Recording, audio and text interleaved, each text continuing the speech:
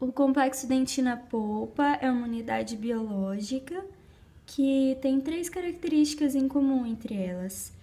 Tem a mesma origem embriológica, a origem conjuntiva, que ambas vieram da papila dentária. Origem histológica porque elas estão relacionadas, interligadas, os odontoblastos que produzem a dentina e as células centrais da papila através de uma zona acelular e uma zona rica em células aqui. E também tem relação na parte funcional, que permite a sensibilidade dentinária. As células da polpa, nós temos os odontoblastos, que produzem a dentina, os fibroblastos, que são as células de maior quantidade na polpa, que ficam aqui na região central da polpa, no núcleo pulpar. Elas são responsáveis pela renovação celular. Nós temos também células ectomesenquimais indiferenciadas na zona rica em células, que funciona como células de reserva, que elas podem se diferenciar tanto em odontoblastos quanto em fibroblastos. Elas são células de formato poliédrico com um núcleo central e arredondado. E nós temos também a presença de macrófagos e linfócitos, devido a essa grande presença de vasos sanguíneos, pela polpa ser bastante irrigada. Uma função da polpa é a nutrição, onde a nutrição do dente ela surge aqui do forame apical, é onde vem a irrigação para o dente. Se o dente for lesionado nessa região do forame apical, o dente vai ter morte pulpar devido à falta de oxigenação, então a gente chama de hipóxia. As outras funções da polpa são a manutenção da sua forma, proteção e reparo devido a essa presença também de células indiferenciadas.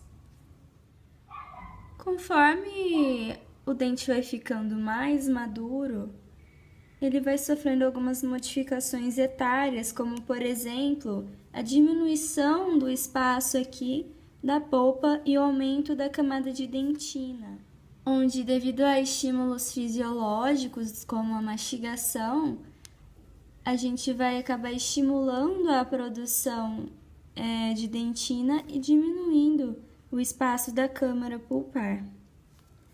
Uma outra modificação etária que pode ocorrer é a formação de cálculos pulpares ou dentículos. Eles podem ser múltiplos ou solitários e são formados por cálcio e fosfato. E eles ficam aqui ou na região coronária ou nos canais radiculares. Já a dentina, ela é uma estrutura avascular e acelular, produzidas pelos odontoblastos. Ela é um tecido conjuntivo altamente mineralizado. Em sua composição, 70% é de material inorgânico, contendo hidroxiapatita, 20% de materiais orgânicos, com proteínas não colágenas e proteínas colágenas. Sua maioria são proteínas colágenas devido a uma de suas funções ser o amortecimento contra as forças mastigatórias. E os 10% restantes de sua composição são de água. A função da dentina de conferir cor ao dente se deve ao esmalte ser translúcido e transparece então a cor da dentina ser um pouco mais amarelada.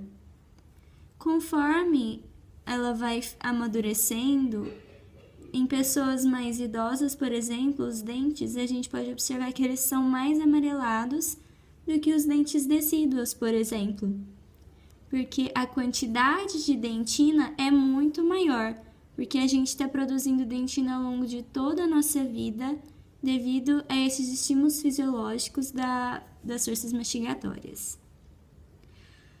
Então, ela sustenta o esmalte e protege a polpa. E ela também contém os túbulos dentinários. Estes túbulos dentinários são prolongamentos da célula formadora, que é a célula odontoblástica, são esses prolongamentos. E dentro destes prolongamentos, a gente vai ter o fluido dentinário, que é responsável pela sensibilidade dentinária. As fibras colágenas estão ao redor destes túbulos dentinários. Quando a gente vai fazer uma restauração no dente, a gente tira todo o conteúdo mineral para que a gente consiga fazer uma boa adesão na dentina, uma adesão tanto mecânica quanto química desse material que a gente for colocar na dentina.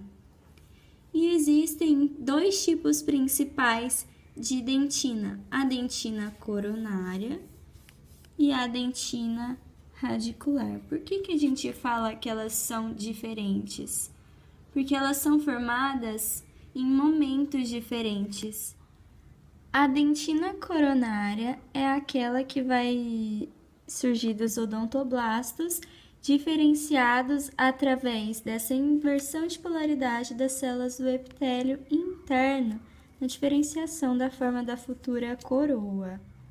Já a dentina radicular, ela é aquela dentina que foi estimulada pela bainha epitelial de Hartwig, que secretou uma matriz que estimulou os odontoblastos na produção de dentina. Essa dentina, ela é uma dentina que apresenta células um pouco mais cúbicas e mais achatadas do que a dentina coronária. Mais especificamente, a primeira camada de dentina, a dentina formada pelos odontoblastos em diferenciação, é a dentina do manto. E a segunda camada é a dentina circumpulpar. A diferença entre elas é na quantidade de mineralização, onde a dentina circumpulpar, que circunda a polpa, ela é muito mais mineralizada do que a dentina do manto, porque ao redor dos túbulos dentinários, ela vai apresentar uma dentina peritubular, que é uma região de dentina hipermineralizada, o que não é apresentada na dentina do manto.